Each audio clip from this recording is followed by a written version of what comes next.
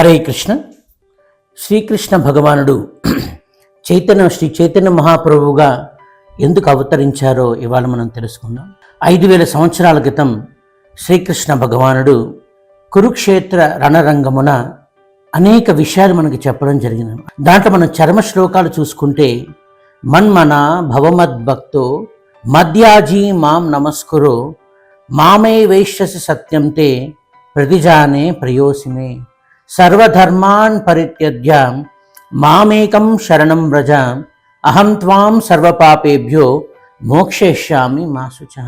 ప్రజలు ఎలా భగవంతుని యొక్క భక్తుడు కావాలి, ఎలా భగవంతుని స్మరించాలి, ఎలా భగవంతుని పూజించాలి, ఎలా భగవంతుని నమస్కారాలు అర్పించాలి, ఎలా ఆయనకి శరణాగతి పొందాలి, ఎలా ఆయన ప్రేమ భక్తిని పొందాలి, ఇవన్నీ ప్రజలు తెలుసుకోవడానికి కొంచెం కష్టపడుతున్నారు. కాబట్టి ఆ భగవంతుడే శ్రీ చైతన్య మహాప్రభు రూపంలో అవతరించి భగవంతుడి శరణాగతి ఎలా పొందాలి, ఆయన ప్రేమను ఎలా పొందాలి అని చెప్పడానికి ఆ శ్రీకృష్ణుడు శ్రీకృష్ణ చైతన్య మహాప్రభువుగా అవతరించారు.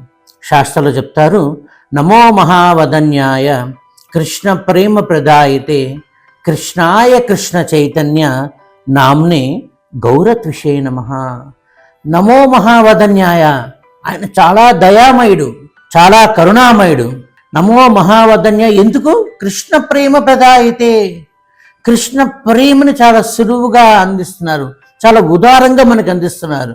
ఎవరైనా కృష్ణాయ, ఆ శ్రీకృష్ణుడే కృష్ణ చైతన్య, ఆ శ్రీకృష్ణుడే కృష్ణ చైతన్య మహాప్రభుగా అవతరించి మనందరికీ కృష్ణ ప్రేమను అందిస్తున్నారు. అటువంటి చైతన్య మహాప్రభుకి నా ప్రణామాలని రూపగోస్వామి ప్రార్థించడం జరుగుతుంది. ఆచార్యులు చెప్తారు, అనర్పిత చరించిరాత్ కరుణయావతి నక్కలో.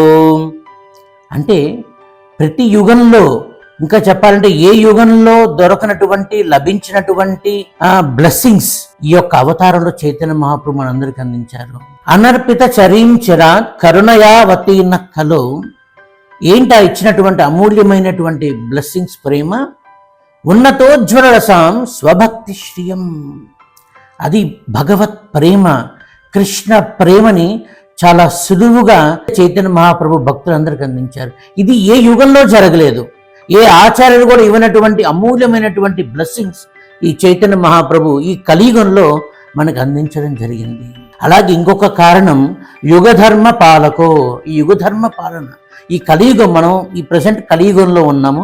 మనకి 4 యుగాలు ఉన్నాయి మనందరికీ తెలిసినట్టుగా. సత్యయుగం, త్రేతాయుగం, ద్వాపరయుగం, కలియుగం.